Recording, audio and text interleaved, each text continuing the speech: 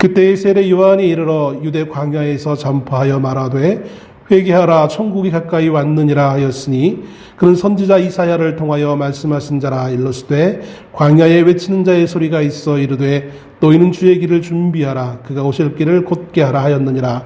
이 요한은 낙타털 옷을 입고 허리에 가죽띠를 띠고 음식은 메뚜기와 석청이었더라. 이때에 예루살렘과 온 유대와 요단강 사방에서 다 그에게 나와 자기들의 죄를 자복하고 요단강에서 그에게 세례를 받더니 요한이 많은 바리새인들과 사두개인들이 세례 베푸는 대로 오는 것을 보고 이르되 독사의 자식들아 누가 너희를 가르쳐 임박한 진노를 피하라 하더냐. 그러므로 회개에 합당한 열매를 맺고 속으로 아브라함이 우리 조상이라고 생각하지 말라. 내가 너희에게 이르노니 하나님이 능히 이 돌들로도 아브라함의 자손이 되게 하시리라. 이미 도끼가 나무 뿌리에 놓였으니 좋은 열매를 맺지 아니하는 나무마다 찍혀 불에 던져지리라. 나는 너희로 회개하게 하기 위하여 물로 세례를 베풀거니와 내 뒤에 오시는 이는 나보다 능력이 많으시니 나는 그의 신을 들기도 감당하지 못하겠노라. 그는 성령과 불로 너희에게 세례를 베푸실 것이요 손에 키를 들고 자기의 다장마당을 정하게 하사 알곡은 모아 곳간에 들이고 쭉정이는 꺼지지 않는 불에 태우시리라. 아멘. 한 주간 동안 평안하셨습니까?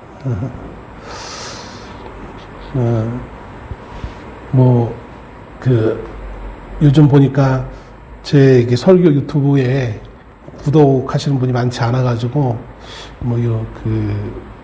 이렇게 말씀 안 드려도 상관없긴 하겠지만, 그래도 혹여라도 유튜브를 통해서 보시다가 좀 제 모습이 어떻습니까? 원래 겉모습 좋은 건 아니지만, 갑자기 이제 눈에 알러지가 와가지고, 눈가가 지금 좀 그래요.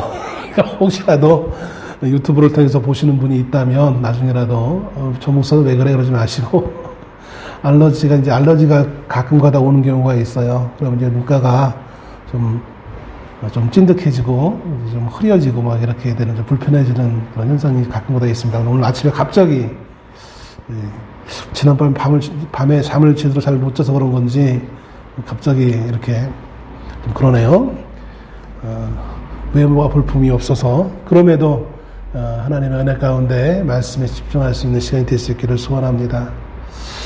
얼마 전에 저희 집사람이 한 가지 질문을 했습니다. 왜 사순절에 대해서 말해주지 않았느냐라고 따지듯이 이렇게 질문을 하더라고요. 난데없는 아주 공격을 받았어요. 사실은 그 이전까지 제가 그랬거든요. 혼자 맛있는 거 먹고 싶다.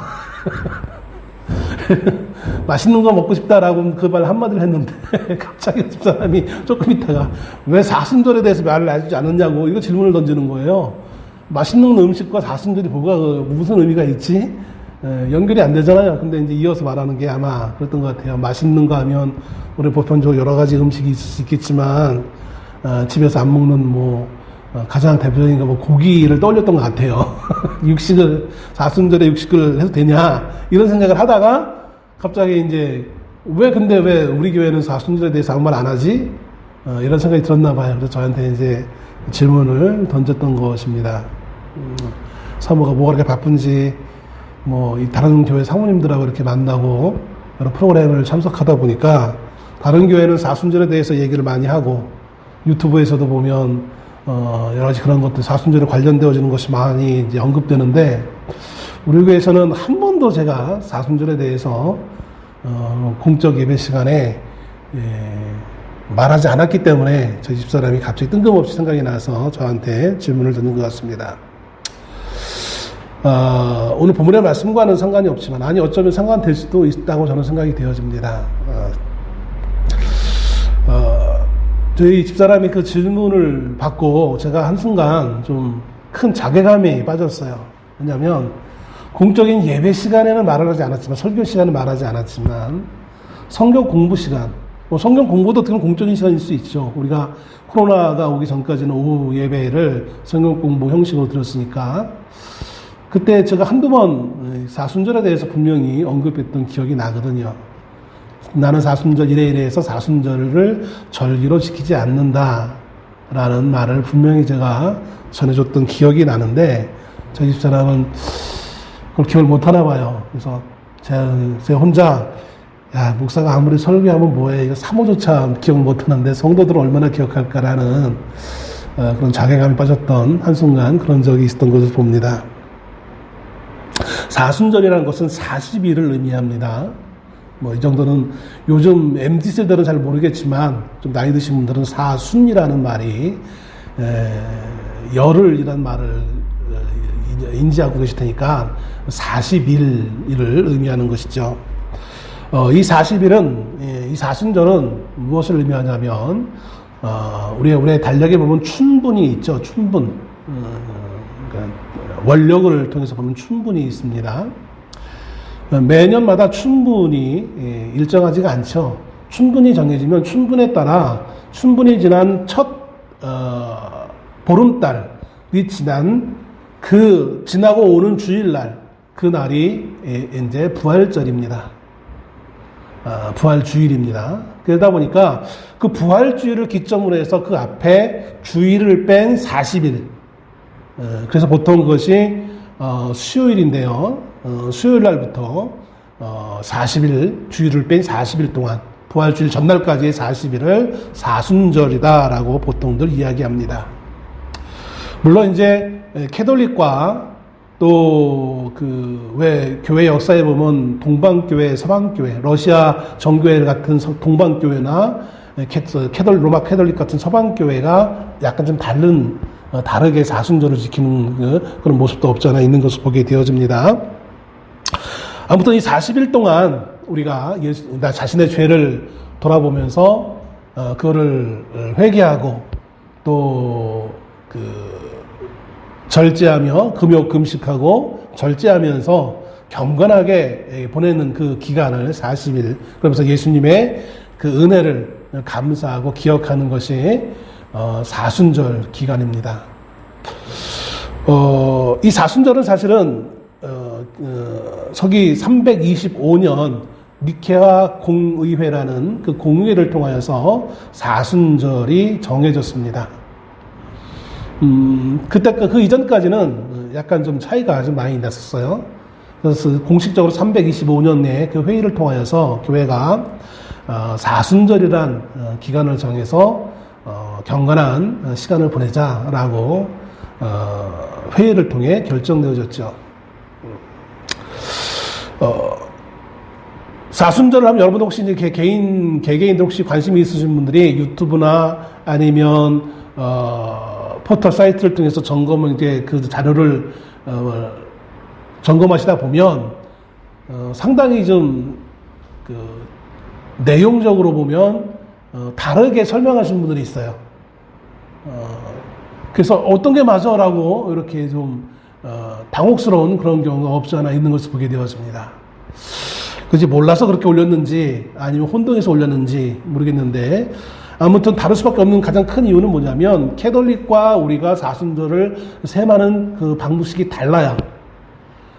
보통 제예수일 제가 아까 말씀드렸던 것처럼 그 부활주일을 앞으로 40일 근데 주일을 뺀 40일이에요. 그러다 보니까 이제 수요일 날부터 시작하는데 그 수요일을 제예 수요일이라고 합니다. 제라는 것은 자에다가 이해가지고 제입니다. 어이가 아니라 이 제의 수요일이라고 하는데 이게 왜 제의 수요일이냐 하냐면 이 사순절을 시작하는 그날 성직자가 성도들의 머리에나 아니면 이마에 제 있죠, 제. 보통 이제 교회에서는 그 제를 1년 전 종료주일에 사용했던 나무를 불태워서 제를 준비해 놓습니다.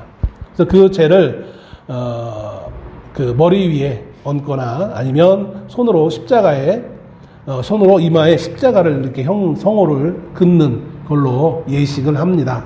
그래서 명칭을 제의 수요일이라고 이렇게 얘기합니다. 그런데 이제 어떻게 보면 일명의 선포식이죠. 이제 사순절이 시작되어진다 하면서 그 시점으로 이제 경건에 좀 더 힘쓰는 금욕하고 절제하는 그렇게 수요일부터 시작해서 캐톨릭은 목요일 날 끝납니다. 목요일 날. 그러니까 어떻게 보면 명확하게 40일이 채워지지 않아요. 뭐 그러면 뭐 성삼위주일인가 뭐 이렇게 성삼위절인가 뭔가 이러고 제가 좀 잊어먹었는데, 그러면서 목요일 날은 이제 예수님이 마지막 식사하신 그 시점을 기점으로 이제 사순절이 아니라 그냥 이제 고난주 또 다른 어떤 그 명명을 따로 해가지고 이렇게 지키고 있는 것을 보게 되었습니다. 그래서 수요일 날 시작해서 목요일 날 캐톨릭이 끝나고, 우리 개신교는 수요일 날 시작해서 토요일 날 부활절 전날 이렇게 사순절이 채워지고 끝나는 것입니다. 사실은 초대교회에는 사순절이 없었어요. 초대교회는 예수님이 부활하신 날 그 십자가에 죽으시는 그날 전날 정도 아니면 이틀 정도 금식하며 예수님의 그 십자가에 죽으심을 기림고 기억하고 감사하는, 자기를 절제하는 그런 걸로 삼았지, 처음부터 사순절을 지키지 않았습니다. 그러다 조금 이제 발전해서 고난주간, 우리가 흔히 지금 생각하고 있는 고난주간 일주일을 지키고 그런 모습으로 보였죠. 그러다가 명확하게 교회에서 정식으로 사순절이라는 그런 그 절기를 지킨 것은 325년입니다. 종교개혁자들이 이 사순절을 지키는, 사순절뿐만 아니라 종교개혁을 시작하면서 로마의 많은 예전의 그 폐해를 발견하고 그 예전을 많이 폐했습니다. 그 예전에는 예배 방식뿐만 아니라 교회력이라는 것이 있습니다.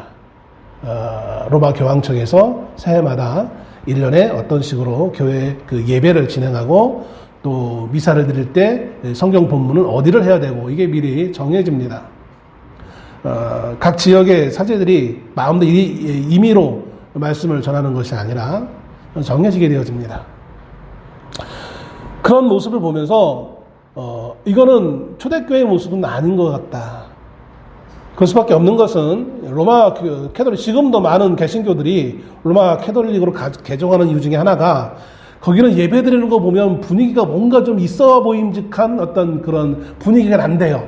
좀 거룩해 보이고 음악도 그렇고 모든 게 거룩해 보이기 때문에 거기에 뭐가 좀 있는 것 같아서 감동을 받아서 이렇게 많이 개종하시는 분들이 있더라고요. 바로 그 부분입니다. 왜 로마 캐톨릭은 개신교와 다르게 뭔가 분위기상 이렇게 거룩해 보이고 뭔가 좀 더 그럴까? 예배당도 뭐 좀 더 뭔가 좀 웅장해 보이고, 그 이유는 원래 캐톨릭이 1000년 이상 운영하던 그런 방식이 그런 것이었어요. 예전에는 성도들이 글자를 몰랐습니다. 그러니까 성경을 읽을 수가 없죠. 또 성경은 사제들만 읽을 수 있었어요. 그걸 해석할 수 있었어요. 일반인들이 이 성경을 해석할 수가 없었습니다. 성경을 해석하면 그는 이단이 될 수고 이단으로 치부될 수밖에 없었어요. 그러니까 성도들이 일반적으로 지식 수준이 낮기 때문에 이들에게 하나님의 말씀을 가르치시는 방법이, 오늘같이 우리가 성경을 성도들이 읽으면서 성경의 말씀에 대한 깨달음을 얻는 것이 아니라 일방적으로 사제들이 그림 같은 거, 가장 이해하기 쉬운 어린아이들 교육하는 것처럼 그림을 보여주면서 어떤 분위기를 통하여서 감정의 변화를 통하여서 성도들의 신앙생활을 유지해 나갔던 것을 보게 되어집니다. 물론 감정이라는 것이 가장 우리가 하나님을 예배하는 데 있어서 또 하나님을 섬기는 데 있어서 중요한 요소일 수밖에 없어요. 어떻게 보면 이성보다 감정이 훨씬 더 우리가 종교적일 수밖에 없습니다. 근데 문제는 그 감정적인 것이 때로는 그 감정에 속아서 우리가 하나님 앞에 신실하지 못한, 여러분 이런 거 있지 않습니까? 우리가 늘 설교자들이 속는 게 그거예요. 설교 끝나고 나서 돌아가시는, 집으로 가시는 성도님들과 인사하면서, 아유 목사님 오늘 설교 은혜 받았습니다. 많은 목사님들이 그런 생각을 하신대요. 죄송합니다. 또 이렇게 하면 또 시험 들지 모르겠는데, 많은 목사님들이 그런데요. 오늘 전한 설교 말씀에 은혜를 받았는데 도대체 뭐 어떤 말씀에 은혜를 받으셨을까? 왜냐하면 은혜를 받았으면 반드시 우리의 삶의 변화가 일어나야 됩니다. 근데 변화가 일어나는 부분은 정말 어려운 것을 보게 되었습니다. 은혜라는 것은 사실 삶의 변화로 이어져야 그게 진정한 은혜가 될 수 있어요. 그런데 많은 경우에 있어서 은혜를 단지 우리는 어떤 우리의 마음의 어떤 찔림, 어떤 묘하게 내가 지금 갈급했던 어떤 부분과 맞아 떨어져서 그걸 마치 정말 말씀에 대한 회개의 반응으로 우리가 잘못 착각하기가 쉽다는 것이죠. 캐톨릭이 그런 식으로 많이 운영을 해왔어요. 종교개혁자들이 보면서 사람을 진짜로 변화시킬 수 있는 것은 하나님의 말씀 외에 없다라고 종교개혁자들은 그렇게 결론을 내렸습니다. 그래서 초대교회로 말씀으로 돌아가자는 거였어요. 어떤 분위기 때문에 초대교회는 분위기 때문에 사람들이 회개하고 삶의 변화가 되는 것이 아니라 베드로의 설교 그 내용을 통해서 마음에 찔리고 회개하고 그들의 삶이 변화되어지는 것을 보게 되어지거든요. 이것을 꼭 분리할 수는 없지만 그럼에도 불구하고 어떤 감정적인 요소, 어떤 분위기를 만들어서 감정적인 것 요소, 또 내가 어떤 행위를 통하여서 뭔가 내가 더 신실한 것 같은 느낌적 느낌을 드는 그런 것은 진정한 회개와 진정한 말씀에 대한 어떤 찔림이 아니라고 여겼습니다. 그러다 보니까 진정한 말씀에 대한 찔림과 회개를 얻기 위해서 가장 먼저 찾아내야 될 것은 그런 감정적 요소일 수밖에 없었어요. 그 예전으로 인하여서 하나님의 말씀을 더 깊이 묵상하지 못하고 보여지는 어떤 감정적 변화에 휘둘리는 성도들의 안타까운 모습을 이제 종교개혁자들은 탈피하자, 다시 초대교회로 돌아가자, 말씀으로 돌아가자 그러면서 방해되는, 말씀으로 들어오는데 방해되어지는 여러 가지 예전들 이런 것들을 폐기시켜버렸죠. 그래서 종교개혁자들은 교회력을 지키지 않았습니다. 그러다 보니까 사순절도 1000년 동안 넘게 지켜왔던 사순절도 지키지 않게 되어졌습니다. 그냥 우리는 부활절 기본적으로 기념할 수 있는 부활절과 성탄절 그런 것만 지키는 걸로 이렇게 정해졌죠. 한국교회도 초기에는 그래서 사순절 제가 80년대 학생 때만 해도 사순절이라는 단어를 그렇게 생각하지 않았던 걸로 기억합니다. 제가 잘못 기억하는지 모르겠는데 사순절이라는 것을 들어본 기억이 별로 없는 것 같아요. 저희 교회만 그런지 모르겠지만 그때 당시에 사순절은 말이 이렇게 흔하지 않았습니다. 그런데 90년대 들어오면서 이제 사순절이라는 말이 많이 회자되어지기 시작하죠. 그것은 통합 측에 실천신학에 정말 유명했던 한 교수님이 학생들을 가르치면서 통합 측 목회자들이 교회력을 많이 사용하기 시작합니다.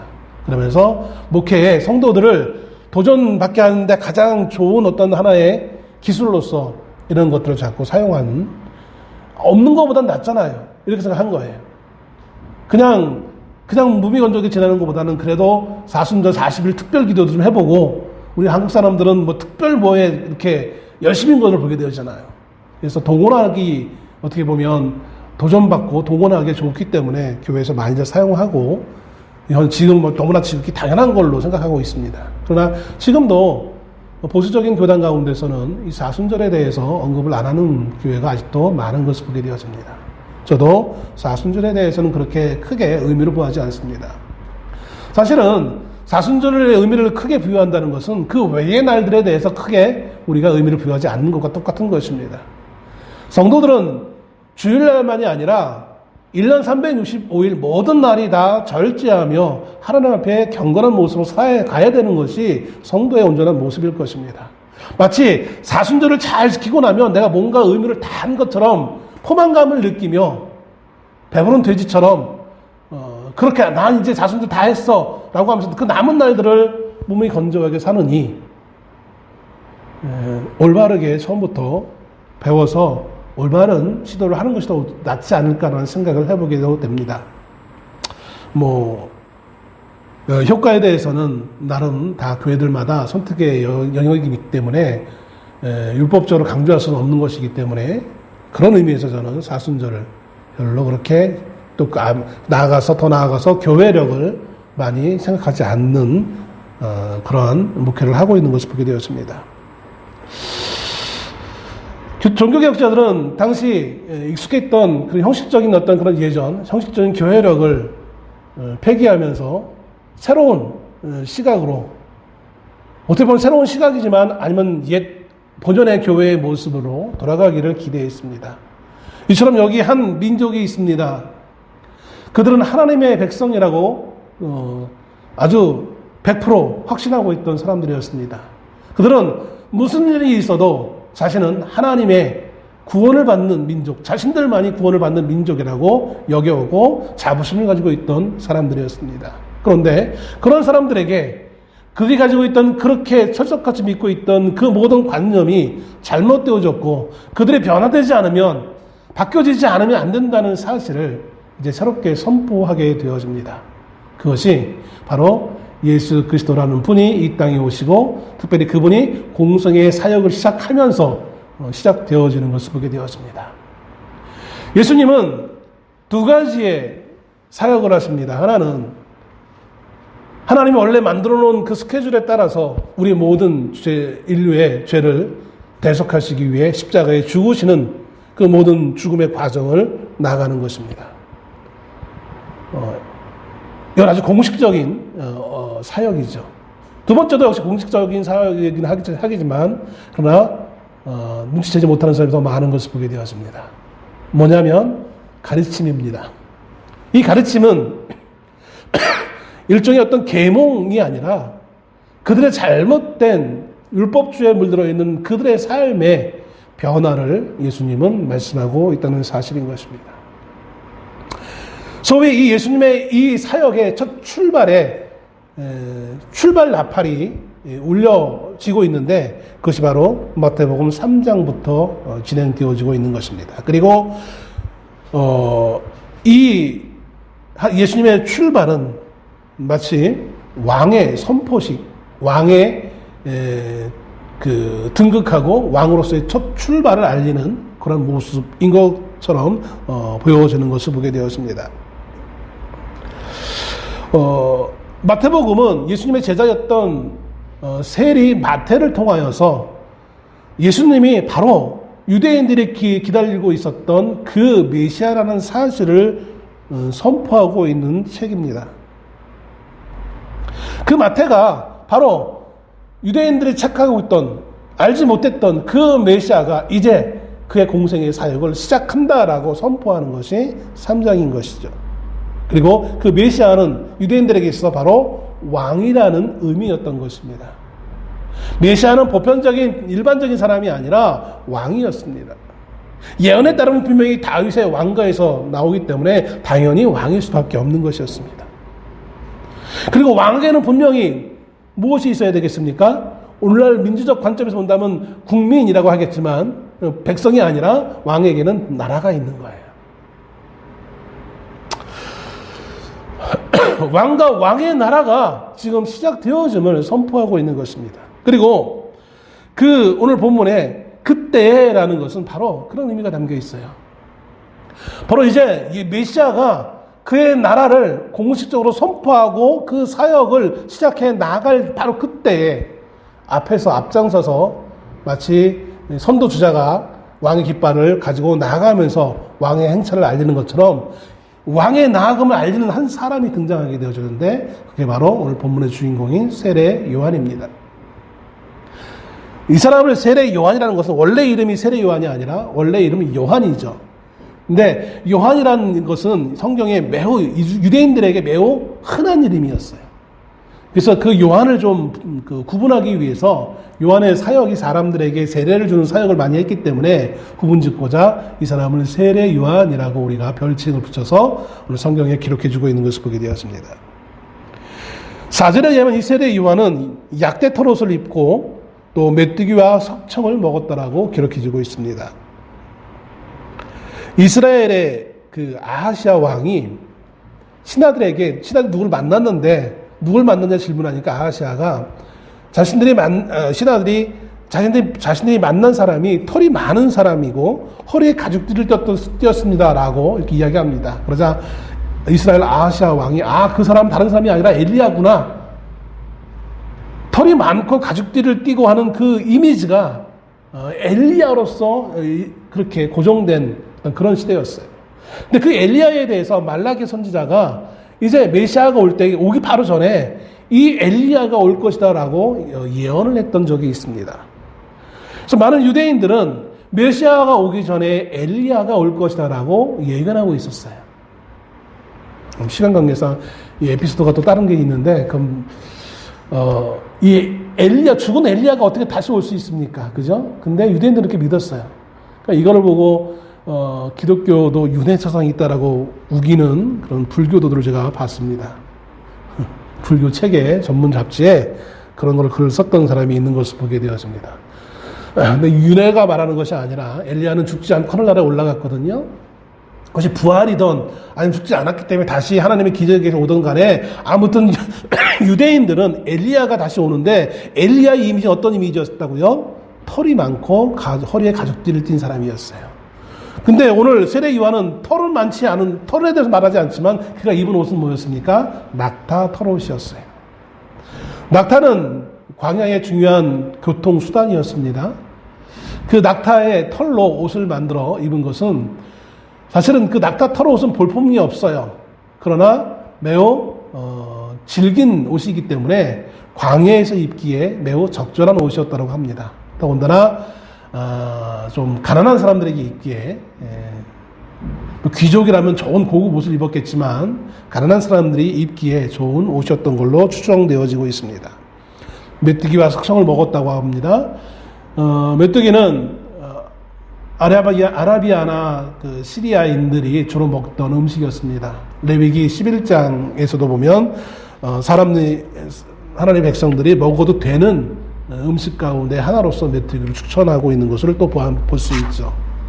석청은 뭐 어떤 분들은 그걸 로얄 젤리다라고 막 해서 고급스러운 음식을 먹었다고 하는데 고급 음식이 아니라 광야의 바위 밑이나 이런데 자연스럽게 모였던 그런 야생 꿀을 의미합니다. 야생 꿀이라도 잡아보지만 고급, 오늘날 시각으로 본다면 고급 음식일 수는 있겠지만, 그러나 그 야생 꿀이 얼마나 있었겠습니까? 그리고 그 고급 음식을 먹었다는 의미가 아니라 낙타 털옷을 입고 그 다음에 메뚜기가 석청을 먹었다라는 것은 그런 절제를 상징합니다. 절제를 상징하는 것입니다. 아무튼 이러한 금욕과 절제를 상징하고 있는 그런 옷과 음식을 먹으면서 세례 요한이 광야에서 외친 것이 있어요. 그게 뭡니까? 회개하라, 천국이 가까웠느니라. 천국이라는 것은 마태복음이 독특한 단어로 사용하고 있는 것입니다. 다른 복음서에서는 천국이 아니라 어떻게 표현합니까? 하나님의 나라라고 표현합니다.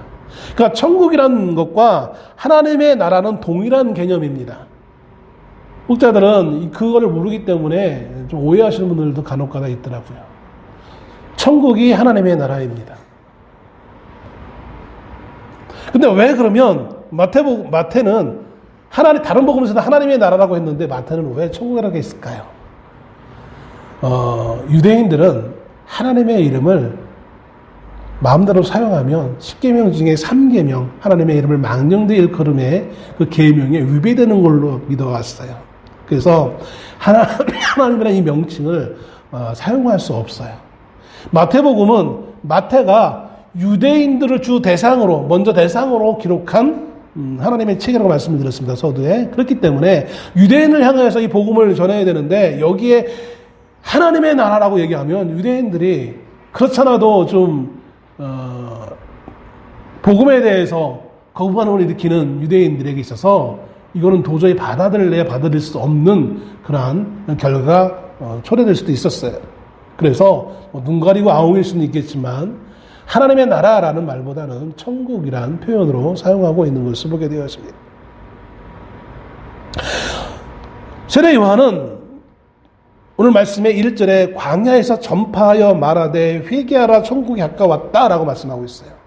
회개해야 되는데 그 이유는 천국이 가까웠기 때문에 회개해야 된다는 거예요.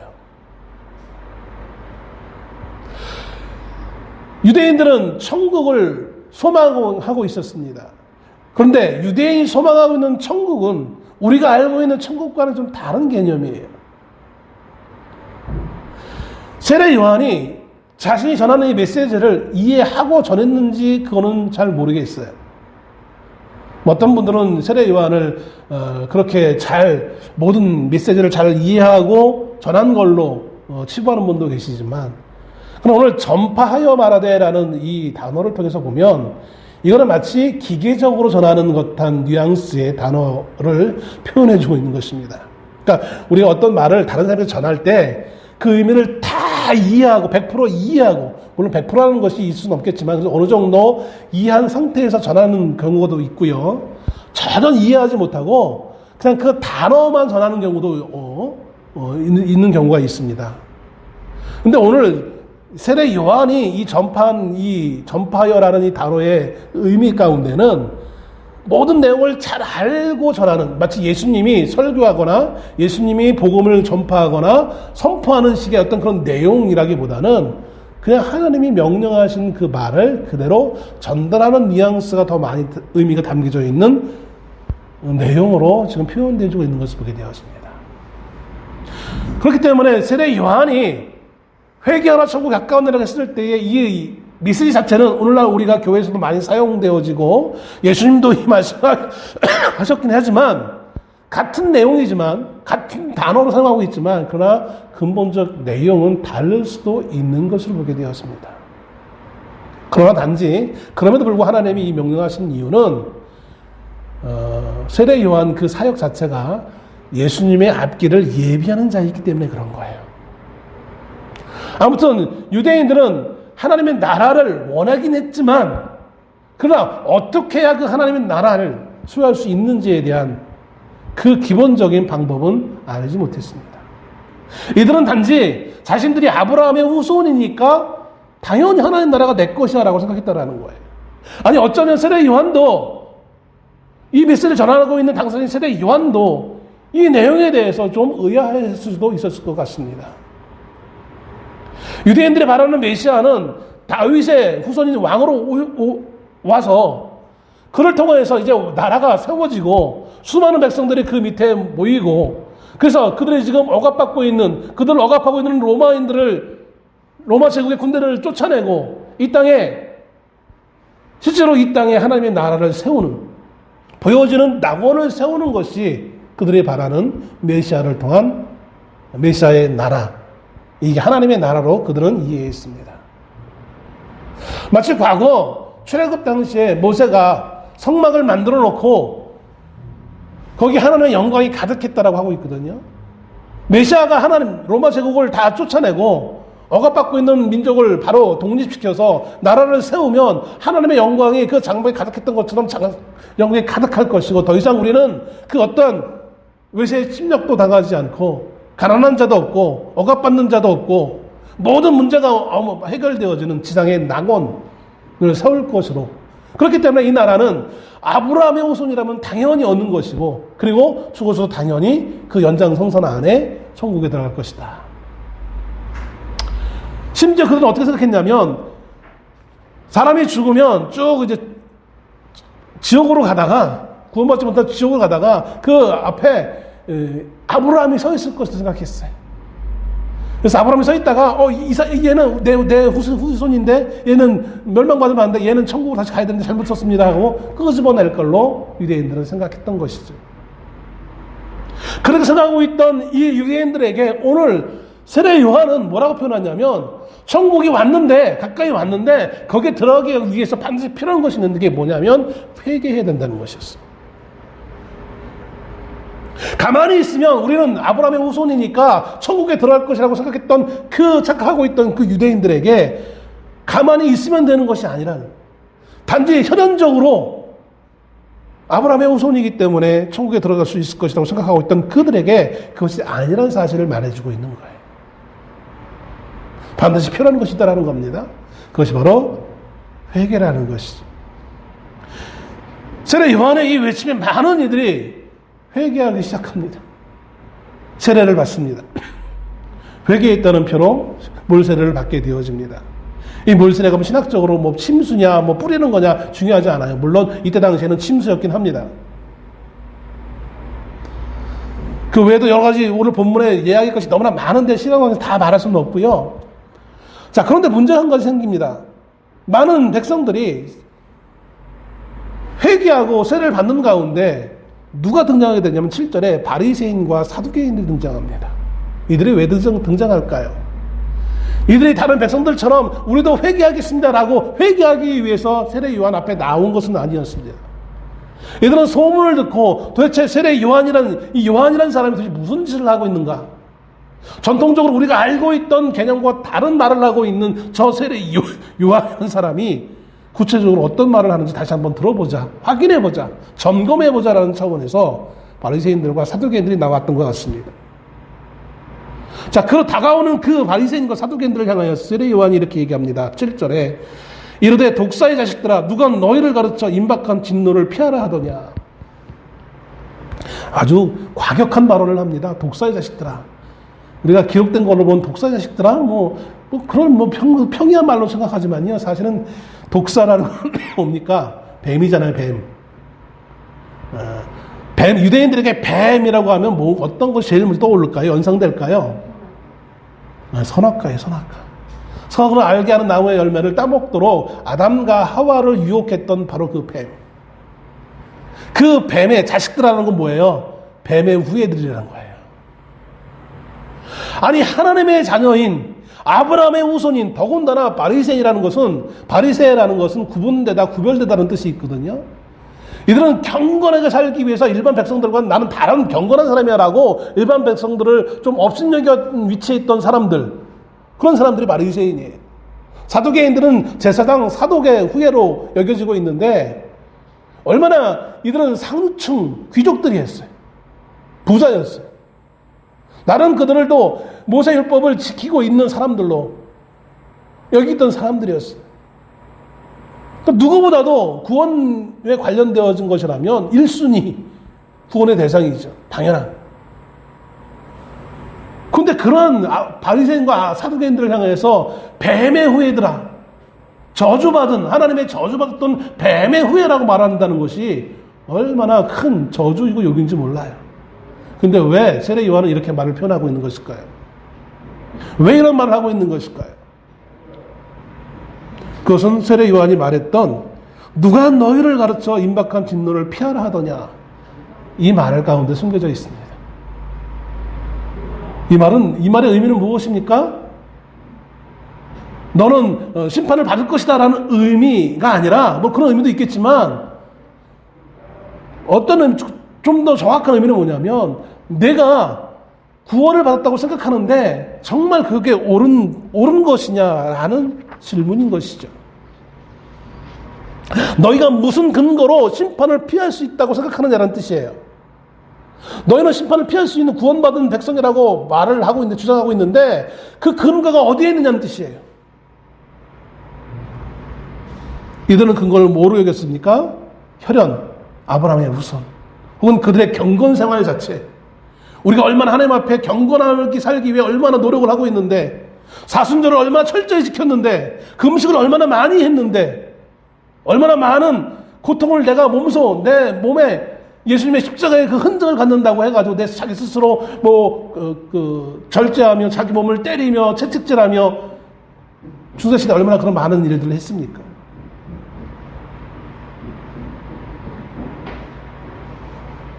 그것이 너희들에게 구원을 주는 방법이라고 생각하느냐는 거예요. 그것이 아니라는 것이죠.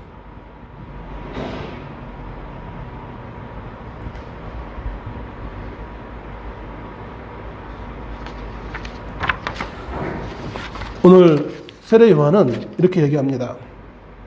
9절에 속으로 아브라함이 우리 조상이라고 생각하지 말라. 내가 너희에게 이르노니 하나님이 능히 이 돌들로도 아브라함의 자손이 되게 하시리라. 그들이 방금 말씀드린 것처럼 우리가 아브라함의 후손이니까 구원받는다라고 생각하느냐, 그러지 말라는 거예요. 돌들로도 아브라함의 후손을 만든다는 건 그런 기적을 일으켰다는 의미가 아니라 그런 의미가 없는 거라는 거예요. 그 혈연이 하나님의 자녀가 되는 당연한 것이라는 그 의미가 아니라는 거예요. 그러면서 이미 도끼가 나무 뿌리에 놓였으니 좋은 열매를 맺지 아니하는 나무마다 치켜 불에 던지리라. 도끼가 나무 뿌리에 놓였어요. 도끼는 그냥 조금만 삐끗하면 그 나무 뿌리를 찍어버릴 수 있는 상황이었어요.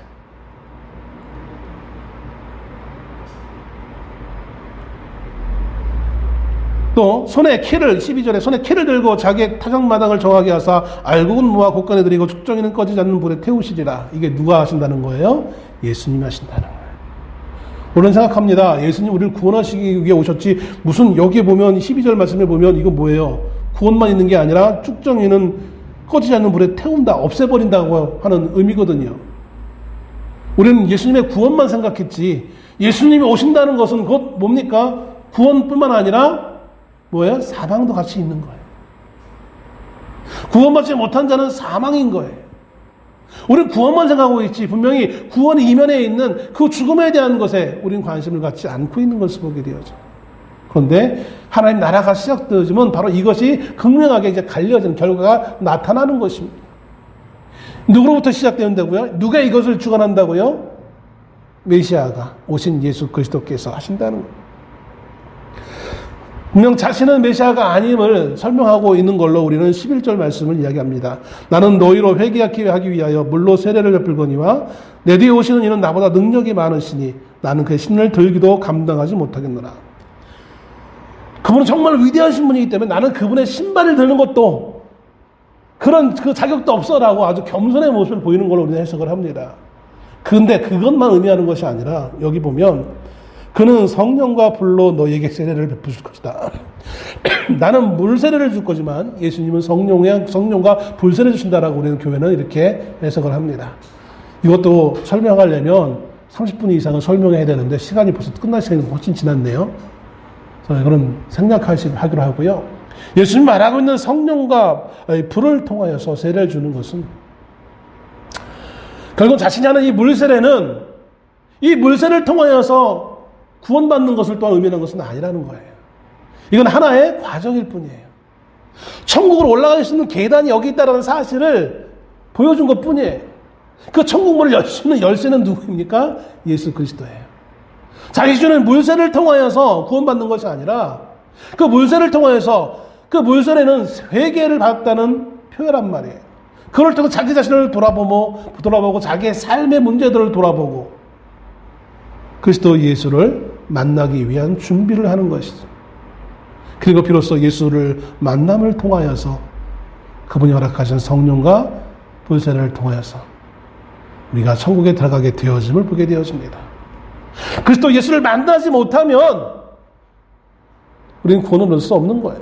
그리스도를 통하지 않으면 구원을 얻을 수 없는 거예요. 세례 요한은 말을 하기를 7절에서 그러므로 회개에 합당한 열매를 맺고 라고 말씀하고 있어요. 회개에 합당한 열매는 무엇인가? 여러 개, 목회자들마다 자신의 생각하는 주관적인 생각을 가지고 여러 개로 해석할 수 있어요. 그것이 다 맞을 수도 있고 다 틀릴 수도 있어요. 왜냐하면 꼭 한 가지가 아닐 수도 있고요. 그러나 가장 궁극적인 건 뭐냐면 저는 이렇게 생각합니다. 요한복음 15장에 예수님이 이렇게 말씀합니다. 나는 포도나무요 너희는 가지니 그가 내 안에 내가 그 안에 있으면 사람이 열매를 많이 맺나니 나를 떠나서는 너희가 아무것도 할 수 없습니다. 예수님은 자신을 포도나무라고 말씀하십니다. 하나의 상징이고 비유예요. 근데 여러분, 포도나무 외에는 어떤 열매가 맺을까요? 포도나무는 포도가 열려야 되죠. 그러면 예수님은 당신을 포도나무로 했으니까 예수님 나무에 어떻게 보면 그럼 예수님을 믿는 우리 예수 성도는 어떤 열매를 맺어야 될까요? 포도나무가 아니라 어떤 열매를 맺어야 돼요? 예수님의 열매를 맺어야 되는 거예요. 예수님의 열매. 그럼 예수님의 열매라는 게 과연 무엇일까요? 예수님의 삶대로 살아가는 게 예수의 열매인 거예요. 우리가 왜 회개해야 되느냐? 예수님을 만나기 때문에 회개하는 거예요. 천국에 들어가기 위해 회개하는 거예요. 근데 그 천국에 들어간다는 것은 예수님 그걸 만나는 거잖아요. 예수를 만나는 자는 예수의 열매를 맺어야 된다는 거예요. 내가 이만큼 많이 충성했고 내가 이만큼 절제했고 금식했고 내가 이만큼 사람들 앞에 어떤 경건의 모습을 보인 그게 중요한 게 아니라는 거예요. 그건 외식이고 그건 허식이고 인간들이 보기에는 아름다워 보일지 모르겠지만 거기에는 자기의 열매는 풍성해요. 그런데 예수의 열매가 없는 거예요. 오늘 우리의 삶에 나타나야 될 것은 내가 성공했고 내가 이렇게 경건했고 내가 이렇게 많은 일을 했어가 아니라 예수님이 나타나야 되는 거예요. 예수님이. 근데 우리 인생의 삶을 살아가면서 얼마나 많은 나를 자랑하는 나의 열매들로 가득 차 있습니까? 사도 바울은 고린도전서 9장 27절에서 내가 내 몸을 쳐 복종하게 함은이라고 했어요. 왜 우리가 예수의 열매를 못 맺냐면 내 몸을 치는 사도 바울 같은 모습이 우리 안에 없기 때문에 그런 거예요. 이건 진정한 하나님 나라의 모습이 아니라는 거예요. 진정한 회개한 자의 모습이 아니에요. 사도 바울은 늘 자신의 몸을 쳐서 변화된 삶으로 예수를 나타내 보이기 위해서 끝까지 자신의 것을 내려놓던 인물이었던 것을 보게 되었습니다. 바울의 위대함은 그가 많은 선교 일을 했기 때문에 위대함이 아니라, 많은 사람들은 그렇게 평가할 수 있겠죠. 그러나 세상은 그렇게 평가할지 모르겠지만 하나님의 바울을 향한 평가는 성경을 통해서 보게 되어진다면 그가 자신의 몸을 쳤다라는 거예요. 그렇게 소위 말하는 성공한 인물로 추대될 수 있는 그 상황 가운데서도 바울은 자신의 몸을 쳤다라는 거예요. 다 이루었다라고 할 만한 그 상황 가운데서도 그는 그 높은 위치에 있으려고 하지 않고 겸손하게 낮은 자의 위치로 내려가서 그리스도의 그 말씀대로 살기 위해 끝까지 묵묵히 순종하는 삶을 살았다라는 거예요. 하나님의 미래 예언자들 통해서 너 로마로 가면 너 이렇게 매임을 받을 거야, 붙들릴 거야 라고 했지만 사람들은 그래 붙들릴 거 미리 예고해 줬으니까 도망가면 되겠네. 그건 사람들의 생각인 것이고, 교회의 큰 스승이 이런 위기를 당하면 안 되잖아. 도망가야지. 그건 사람들의 생각인 것이고, 바울은 자신이 예수님처럼 묵묵히 그 십자가를 지고 그것에 가기를 기대하신다라고 그렇게 깨달았던 것이죠. 잡힐 걸 알고 죽을 걸 알지만, 그도 계획이 있었지만, 그것도 더 큰 선교를 위한 계획이 있었지만, 그러나 그는 자신의 몸을 쳐서 하나님의 말씀에 순종하기를 선택하고 있는 것을 보게 되었습니다. 오늘 한국교회에 부족한 것이 바로 이것이 아닐까라는 생각을 해봅니다. 이 자신을 쳐서, 교회를 쳐서, 내 몸을 쳐서 그리스도께 복종하는 이 회개의 모습이 겉으로 모양으로는 많은 회개의 모습을 보이고 경건의 모습을 보고 경건의 열심을 보이고는 있지만, 사순절 됐으니까 우리가 또 경건하게 합시다, 음식을 절제합시다 다 하지만 정작 중요한 우리가 예수를 닮아서 내 몸을 치는 그 작업에는 저는 무관심하다는 거. 이만큼 했으면 됐지 뭘 굳이 내가 목사님도 아닌데 이렇게 사도도 아닌데 내가 왜 이렇게 하지? 그것이 우리의 현실의 삶의 타협을 가져왔고, 경건의 모습은 있지만 참된 경건을 잃어버린, 똑같이 투기하며 다투며 싸우며 남의 것을 빼앗기 위해 내 욕심을, 내 욕망을 이루기 위해 다른 사람들이 피눈물을 흘려도 아무런 양심의 가책도 못 느끼고 당연한 것처럼 생각하는 괴물 같은 그리스도인들을 너무나 많이 양산하는 교회가 되었다는 것입니다.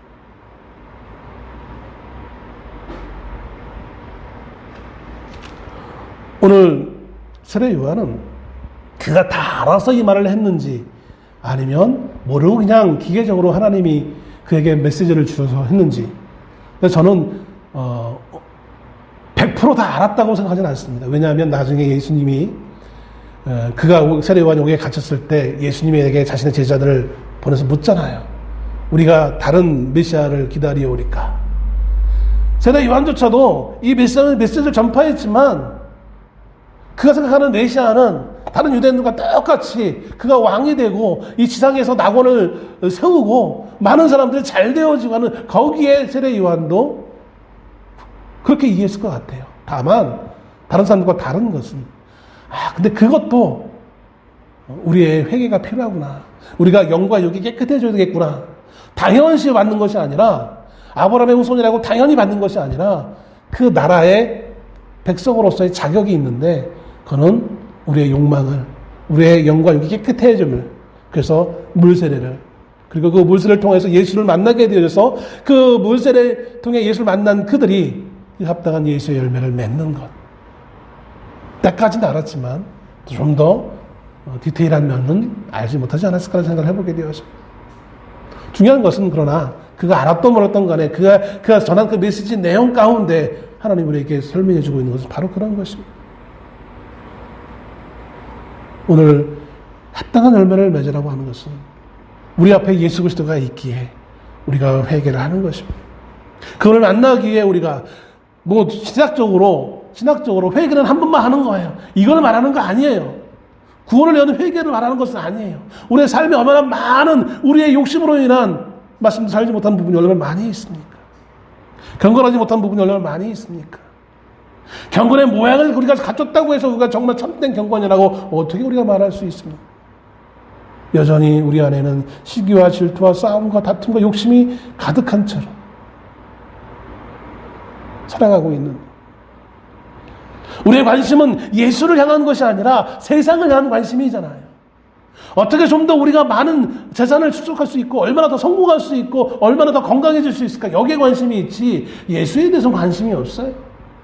마치 오늘 바리새인과의 서기관들처럼 어차피 그건 내 것이니까 그 관심 없고 더 많은 세상의 성공을 위해서 살아가는 것처럼 오늘 우리 또한 특히 당연한 인간으로서의 삶 때문에, 우리 생활 때문에 예수를 생각하는 시간을 우리는 많이 놓치고 살아가고 있지는 않습니까? 예수의 생각은 어느 특정한 한 시점만 하는 것이 아니라, 교회에 나와서 예배 시간만 하는 것이 아니라 우리의 모든 삶이 예수를 생각하며 묵상하며 그분의 은혜를 기억하고 감사하는 삶으로 살아야 될 줄로 믿습니다. 기도하겠습니다.